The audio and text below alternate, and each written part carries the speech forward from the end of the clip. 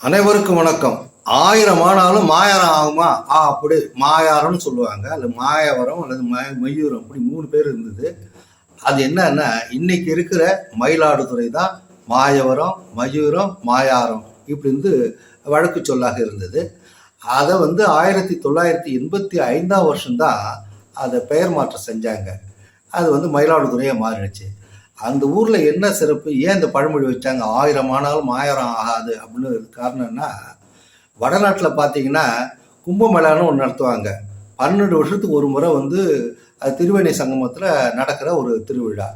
அதே போல் இங்கு காவிரி ஆற்றில் புனித நீராடுறது வருஷத்துக்கு ஒரு முறை புனித நீராடுற விழாவுக்கு குடமுழுக்கு விழா. அதுதாங்க இன்னைக்கு நடந்தது.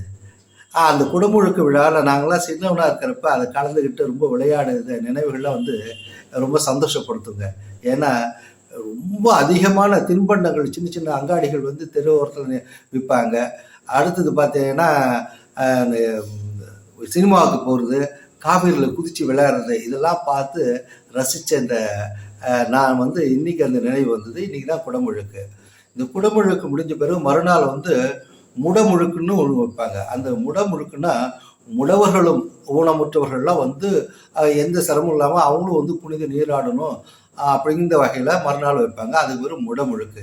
இந்த குடமுழுக்கும் முடமுழுக்கும் தாங்க இந்த ஊருக்கு பெருமை சேர்க்கக்கூடிய ஒன்றாக இருக்கும். நான் சின்ன வயசில் அது ரொம்ப அனுபவிச்சதுனால இன்னைக்கு நினைவு வந்தது. இன்னைக்கு தான் அந்த குடமுழுக்கு. நீங்கள் வருடம் நடக்கிறதுனால என்னுடைய காணொலியை பார்த்தவர்கள் அடுத்த வருடம் போய் அந்த புனித நீராடுதலை கலந்து கொண்டு நீங்களும் பயன்பெறலாம். நன்றி, வணக்கம்.